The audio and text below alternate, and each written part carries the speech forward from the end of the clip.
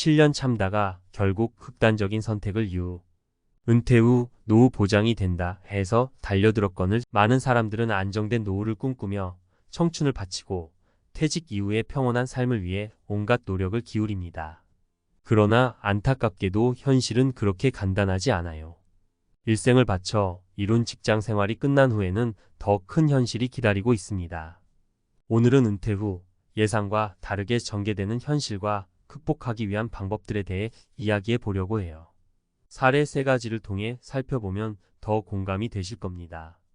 첫 번째 사례, 회사의 약속과 현실의 괴리. 7년간의 고된 직장 생활 끝에 퇴직을 한 김 씨는 은퇴 후 노후 자금이 충분할 거라는 회사의 보장을 믿었습니다. 그는 퇴직금을 투자해 은퇴 생활의 기반을 마련하려 했죠. 하지만 투자 환경이 생각만큼 쉽지 않았어요. 글로벌 경제 위기로 인해 투자한 자산의 가치는 급격히 하락했고 그가 의지하던 연금의 실질 수령액도 인플레이션에 비해 턱없이 부족했습니다.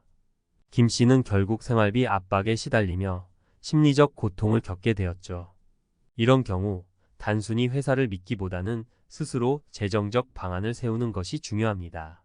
전문가들은 다양한 수입원을 확보하라고 조언하죠. 은퇴 후에도 자산 관리를 꾸준히 하고 투자 리스크를 분산해 예기치 못한 상황에 대비해야 해요. 두 번째 사례, 사회적 관계의 단절. 또 다른 사례로 정년퇴직 후 은둔 생활에 빠진 이 씨의 이야기가 있어요. 은퇴 전 그는 회사에서 사회적 역할이 뚜렷했고 항상 바쁜 생활을 했습니다. 하지만 퇴직 후에는 하루가 너무 길었고 사회적 관계는 끊어졌습니다. 그는 내가 쓸모없는 존재가 되어버린 걸까? 라는 생각에 빠져들었죠. 결국 이러한 고립감은 우울증으로 이어져 극단적인 선택까지 고민하게 되었습니다. 이런 문제를 예방하려면 은퇴 전에 취미나 봉사활동 등을 통해 사회적 관계를 유지하는 것이 중요합니다. 사람들과의 관계는 단순한 즐거움을 넘어 심리적인 안정을 제공하니까요. 오히려 이런 활동이 새로운 기회와 의미를 제공할 수 있답니다. 세 번째 사례, 은퇴 후 재취업의 어려움. 마지막으로 소개할 사례는 퇴직 후 재취업에 도전한 박 씨의 이야기입니다. 박 씨는 35년간 한 기업에서 근무하고 은퇴했는데 막상 퇴직 후 경제적 불안 때문에 다시 일자리를 찾아야 했습니다. 그러나 현실은 녹록지 않았어요. 나이와 경력은 오히려 걸림돌이 되었고 적합한 직업을 찾기까지 수개월이 걸렸습니다. 결국 그는 경력이 아닌 새로운 기술을 배워 재취업에 성공했죠.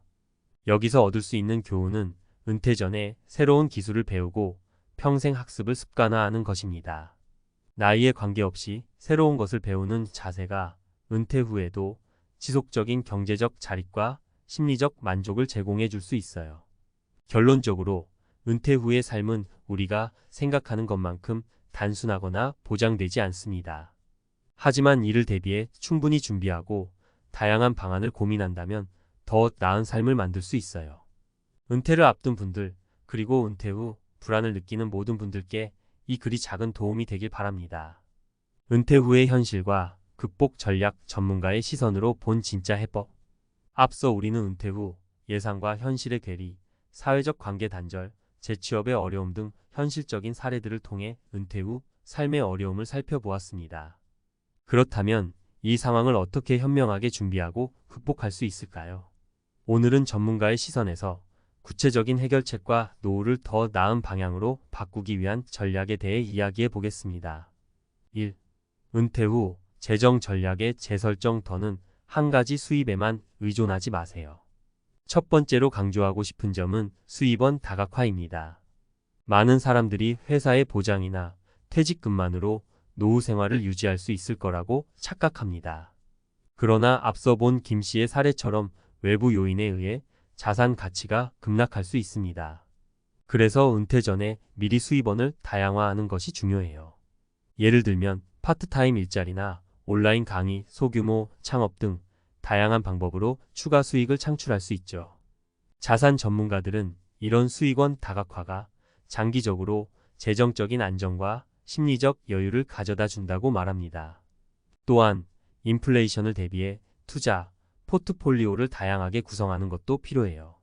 전통적인 채권이나 예금 외에도 주식, 펀드, 부동산, 리츠 등 여러 투자, 자산을 활용하는 것이 좋습니다. 예기치 못한 경제 상황에서도 생존할 수 있는 재정적 탄탄함을 만들기 위해선 리스크 관리가 필수입니다. 2. 사회적 관계 유지. 관계는 사치가 아니라 필수입니다. 두 번째로 사회적 관계의 중요성을 다시 한번 강조하고 싶어요. 퇴직 후에는 갑작스러운 고립감과 소외감을 경험하는 분들이 많습니다.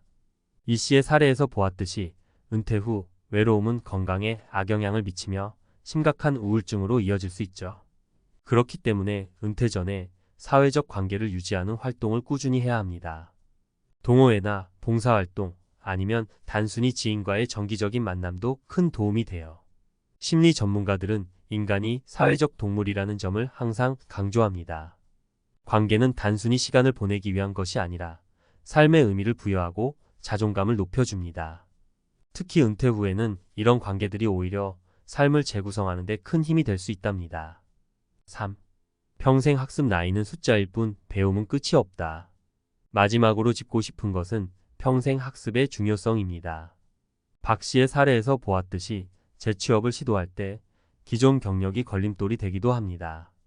과거의 경력이 100% 새로운 환경에 적용되지는 않아요. 그러니 계속해서 새로운 기술이나 지식을 습득하는 것이 필요합니다. 어떤 기술이 좋을까요? 기술 전문가들은 코딩, 데이터 분석, 온라인 마케팅 같은 현대적 기술이든 요리나 목공 같은 실용적인 기술이든 무엇이든 괜찮다고 말해요. 중요한 것은 배우는 자세 자체입니다. 기술이나 지식을 습득하면 은퇴 후에도 충분히 생산적인 생활을 이어나갈 수 있죠.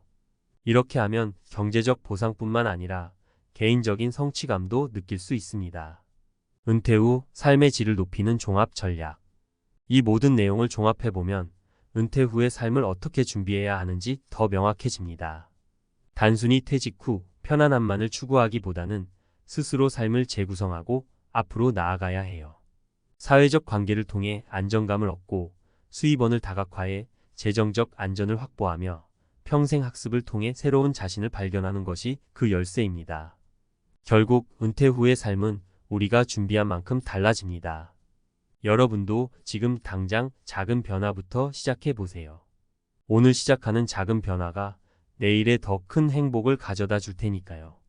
이 칼럼이 은퇴 후 삶을 고민하는 분들에게 실질적인 도움이 되었길 바라며 여러분의 내일이 더 나은 방향으로 흘러가길 진심으로 응원합니다.